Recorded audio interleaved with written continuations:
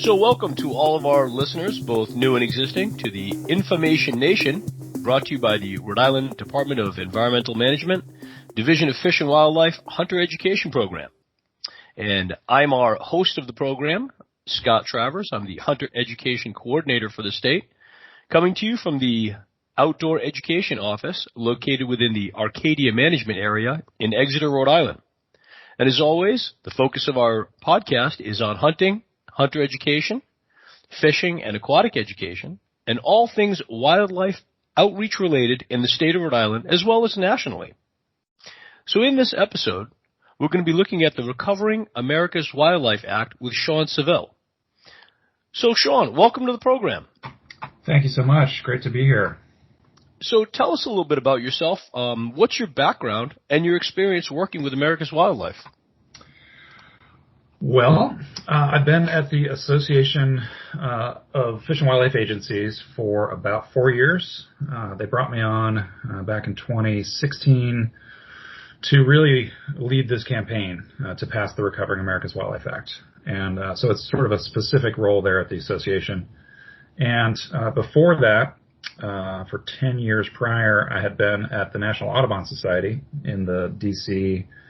program office as the National Field Director. So I worked a lot with Audubon state programs and over 400 chapters across the country, and working on federal policy issues and a lot of wildlife related, a lot of very bird centric issues, of course. But their portfolio is a little broader than just birds. So got a really good introduction to policy, wildlife, and especially bird issues early on in that role. So it's been over 20 plus years I've been working on sort of wildlife conservation and associated issues, and it's been great to be with the association. Gotcha. Fantastic. That sounds like a lot of great experience there. So can you tell us a little bit about the Association for America's Fish and Wildlife and the work that you're doing there specifically? Yeah, so I guess that's sort of a little combination of the two. So it's Association of Fish and Wildlife Agencies is the trade association that represents all the state fish and wildlife agencies who, employs me. The Alliance for America's Fish and Wildlife is the coalition that has assembled basically to support and build, national recognition for the Recovering America's Wildlife Act. And gotcha.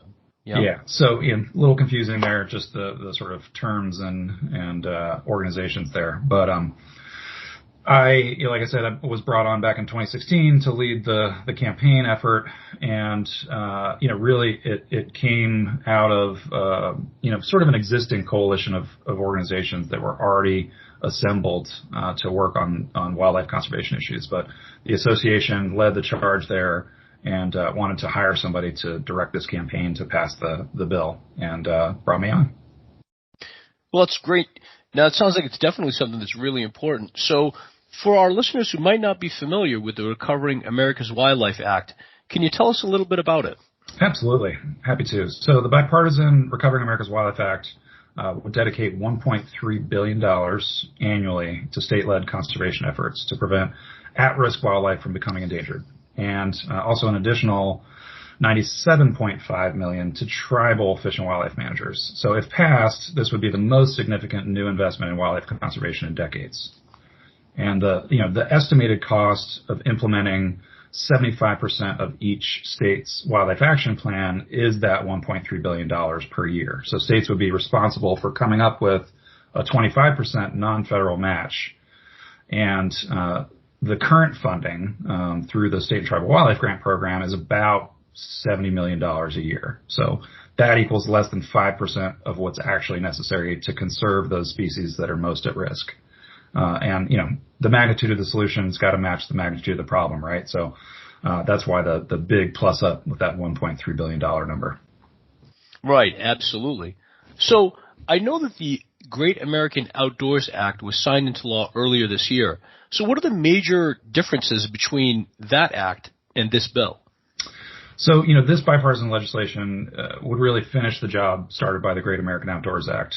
Everybody was really happy to see that pass. It represents decades of work by many in the conservation community and federal and state agencies and other partners.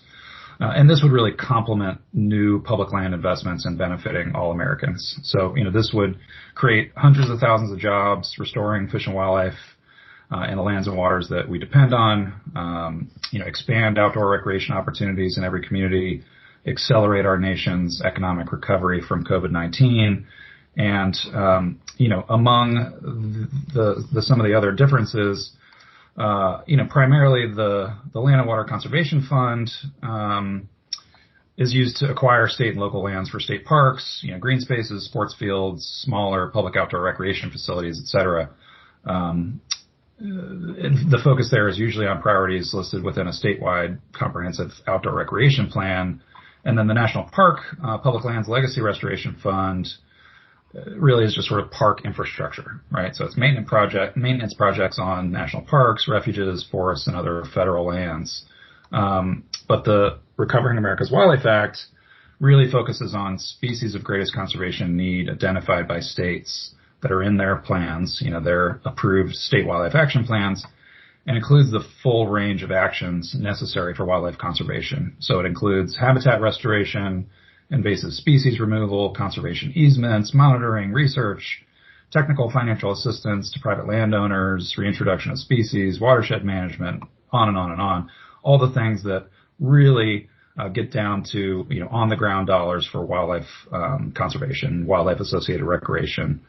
And, really a lot of that habitat protection, including state land acquisition, private land easements, partnership with local land trusts, and then the state and tribal fish and wildlife agencies that have identified those priorities, like stream restoration, invasive species control, diseases, things like that. So it really gets down to what's needed for wildlife, including a lot of game species as well, when you get into that big habitat restoration.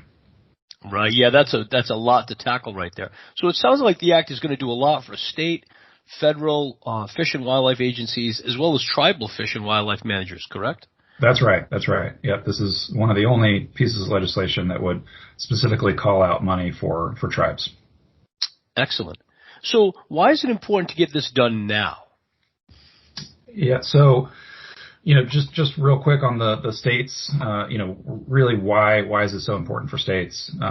It funds the proactive efforts led by states, territories, and tribes that address the nation's fish and wildlife biodiversity crisis that we're seeing now to prevent species from becoming endangered. So, the funds from this bill will be spent by state fish and wildlife agencies in partnership with state-based conservation entities, private landowners, and other stakeholders. And that money can only be used on needs identified within the existing congressionally mandated state wildlife action plans. So, and then on the tribal side, it includes the most significant investment in tribal wildlife conservation in the history of the U.S. tribes. So, they play a critical role in protecting our nation's wildlife and wild places too. And in a lot of cases, there's a lot of, it's tough to funnel money to the tribes through federal grants in a lot of cases. So this is a dedicated source of funding that the tribes would get to partner with state and other entities. So that's really important, I think, to really look at from a habitat fragmentation standpoint and from a holistic wildlife conservation standpoint. You need to protect those species that are on tribal lands as well. Gotcha. And I really do like that emphasis on tribal wildlife managers and helping them out. What specific types of wildlife can we name right now that would benefit the most from this funding legislation? So over 12,000 species of greatest conservation need have been identified in states' wildlife action plans, including many game species that would benefit from habitat restoration improvements with dollars from this bill. From your own state wildlife action plan, species like the scarlet tanager, the eastern box turtle, the northern diamondback terrapin, the horseshoe crab, things like that. So species that are iconic, species that are a lot of cases state birds, state insects, things like that people really come to appreciate and look for when they're out spending time in nature and recreation. So those are the types of species that would benefit most, but they're also the species that don't have dedicated funding for their conservation currently. So a lot of game species, for instance, have dedicated funding through Pittman-Robertson, Dingell-Johnson, other programs that dedicate money through excise taxes for conservation of those particular species. But the majority of species under state's care and management do not have those dedicated funding streams. So this is important to take care of the full suite of species that are under state's care. Gotcha. So 12,000 species, that's just amazing. So I would say this is probably going to fill in a lot of gaps in conservation needs that we have. Absolutely. Yeah, it's sort of the old saying, an ounce of prevention is worth a pound of cure. And this bill, saves taxpayers money in the long run by investing proactively now ahead of time before wildlife at risk need those emergency room measures of the Endangered Species Act and other sort of more regulatory approaches. Right. That makes a lot of sense. So what type of support does the Recovering America's Wildlife Act have in Congress? So, the bill has been introduced a couple times now in Congress, has not made it all the way across the finish line just yet.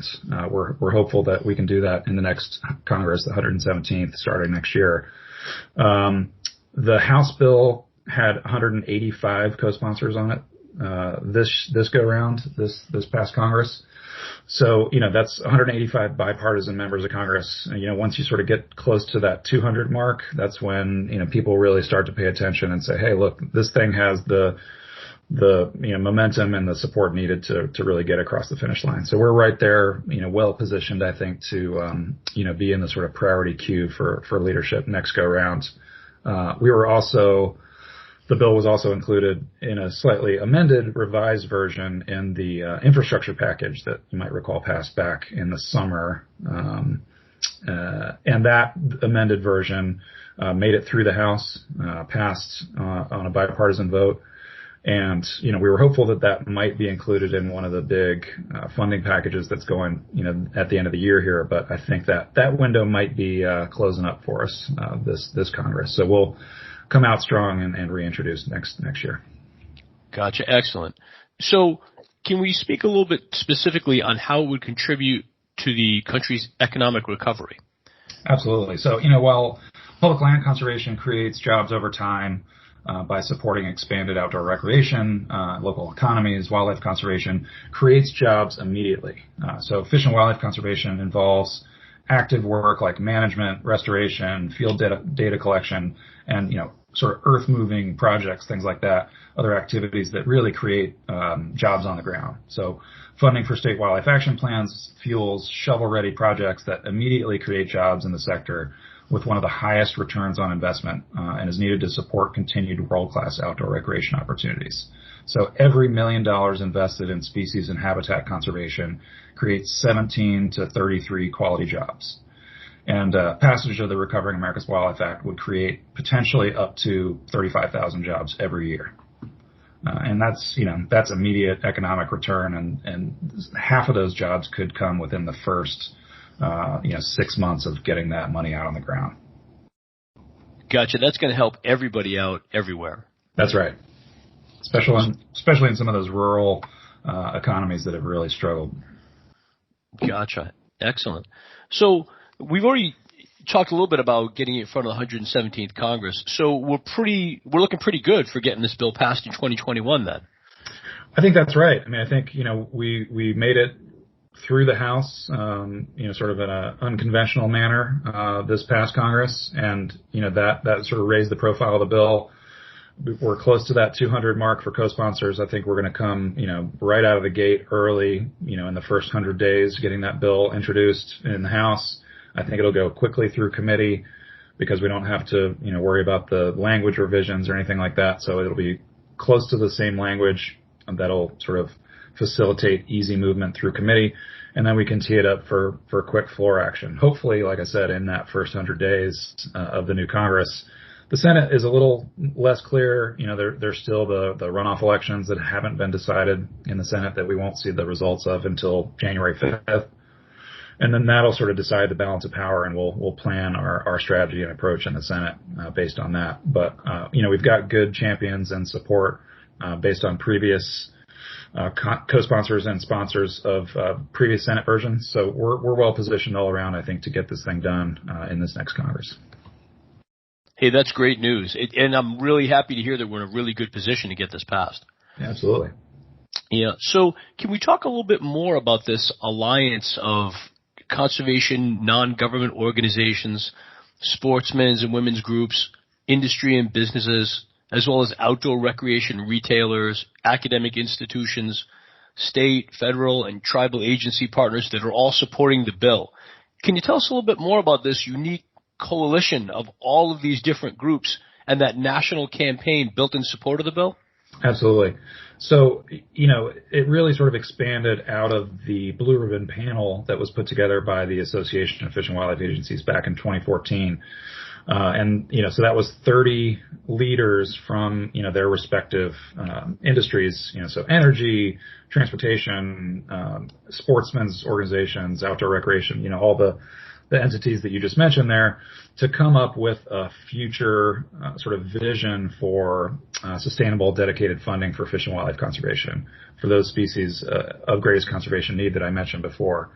And those leaders that are all, invested in wildlife conservation from their own sort of unique viewpoints and vantage points came together and made a set of recommendations that were published back in 2016 that outlined, what is it going to take to really get at what's needed for wildlife conservation for the future. And that's where that $1.3 billion figure came from the actual crunching of the numbers of what it's going to take to implement states' wildlife action plans. And then that assemblage of leaders of their industries really, sort of took it upon themselves to say, okay, let's start a campaign to get this thing done. And that's where I came in, right sort of at the point of those recommendations to lead the campaign, to drive it, and to expand that coalition into, the Alliance for America's Fish and Wildlife, which is what it is now. So it's over 100 organizations representing, this broad constituency of organizations and industry partners that really are invested in the future of wildlife conservation to get it all done. You had mentioned this all started back in 2014, and it's involved input from all these various stakeholders. So everybody's got their own input into this. That's so right. It definitely a lot of research and a lot of commitment has gone into this. Absolutely. And, it's not something that happens every day to have, Shell and BP and, the Congressional Sportsmen's Foundation working alongside of the National Wildlife Federation and Audubon and Ducks Unlimited and a lot of these NGOs, along with all the state fish and wildlife agencies and federal partners and academia, all pulling on the sort of same side of the boat here to get this thing done. So it's sort of the dream team for wildlife conservation. Right, and that definitely shows the clear need to get this legislation passed. That's right. So I understand that you've also developed a line of merchandise to support and raise awareness about this campaign, correct? That's right. So, this pandemic, I think, has taught us a lot of things about doing work virtually and the positive impact of spending time in nature and sort of reassessing our priorities and things like that. And I think, we've seen a lot of people really reaching out and clamoring for something positive to do with their time when they're, feeling a little cooped up at home with their kids and their spouses and, wanting to reconnect with nature, but wanting to stay safe too. So we wanted to have something people could do that was positive for wildlife, that they could do safely from their own homes, but also in response to this increased bump in outdoor recreation during the pandemic to sort of nurture people's reconnection with nature. So, we came up with this social media campaign that we sort of called the #RecoverWildlife Initiative. And it focused on, featuring people with these shirts and face masks that we created that has the Alliance logo, our nature, our nation, our future on them. And they're, 100% recycled content shirts. So, wanted to walk the walk there, trying to be responsible, but, focusing on featuring folks out there wearing those shirts in nature, doing their favorite activities, hiking, biking, hunting, fishing, whatever it is that they love to do, and highlighting the importance of those activities to wildlife conservation and the importance of getting this bill passed. So, you can go to recoverwildlife.com to check out that gear, and the proceeds of the sales of those products go to helping this campaign and to passing the Recovering America's Wildlife Act. Gotcha. Well, that's excellent. Definitely a worthy cause right there. So where can our listeners find out more information about Recovering America's Wildlife Act? That'd be that recoverwildlife.com website, correct? So that's sort of the merchandise portal there, and that's also linked to from the Alliance site, which is ournatureusa.com. So that's the main site that I would direct people to there. Folks can also go there to take action, write a letter to your representatives and senators in support of the bill, and then you can also buy a shirt or a face mask there to support the campaign as well. Excellent. Yeah, that was a question from one of our listeners is what can they do to support the Recovering America's Wildlife Act? Yeah, since this is federal legislation and it's going to require all states and territories to take an active role in this, it's important that folks let their representatives and senators know that they support the bill. They want to see dedicated funding for wildlife conservation, and it helps to buy one of those shirts or face masks too to support the campaign. And they make good holiday gifts as well. So I'm putting the plug there for that. Yeah, fantastic, excellent. So, one thing we usually ask before we close is we always ask our guests for one funny story for something that may have happened or one particular thing that you thought was going to go one way and went a different way. Can you tell us any stories that you may have from your days doing research and work in the field? Yeah, so, I don't know if it's necessarily a field story. My sort of field activities are limited these days, of course, but something sort of the funny anecdote that is sort of a running joke here with my colleagues at work is, working on these big policy initiatives, trying to get legislation passed is certainly no easy task. There's a lot of unpredictable components to it, especially when it comes to timing of things. Things just sort of take on their own lives, and you can't always control the schedule of when things will get done. So over the last few years, it's sort of been the running joke that every time I have a major life event or plan a vacation or something like that, that's when the bill starts moving, right? So, for an example, 3 years ago, the birth of my first son, the legislation was introduced while we were in the hospital for that birth of my son. Just over the summer, again, when the bill was up for vote in the infrastructure package on the House floor, we were on vacation. So it's sort of the running joke now that every time, I take personal time or something like that, that's when the bill is going to move. So people start looking at my calendar to see when I've taken a personal day or vacation and say, oh, all right, well, we can expect the bill to move when Sean's out of the office for sure. You're always perfect timing, right? That's right. Excellent. So, do you have any other particular items or anything else that we may have not covered? Any points that you want to make before we close? I think that covered most of the bases there, Scott, and I really appreciate the time and the opportunity to get in front of your listeners here, and appreciate working with the agency there. We've worked with your comms folks too a little bit to do some social media content around that Recover Wildlife initiative.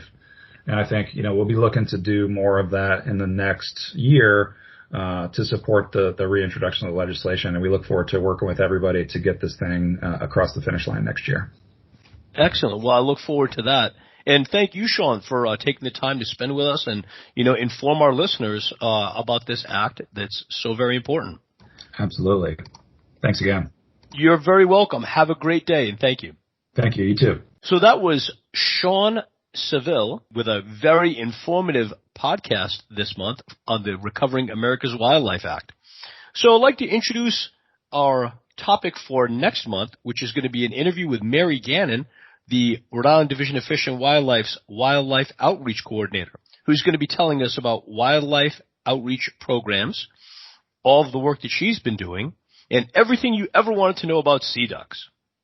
We'll also have more questions from our listeners. And if you have a question for our guest coming up or any of our staff, remember you can always email me at scott.travers, that's Travers, at dem.ri.gov. We'll have all that information for you, among other things. So please subscribe to our podcast. Thank you for listening, and we'll be with you again next month.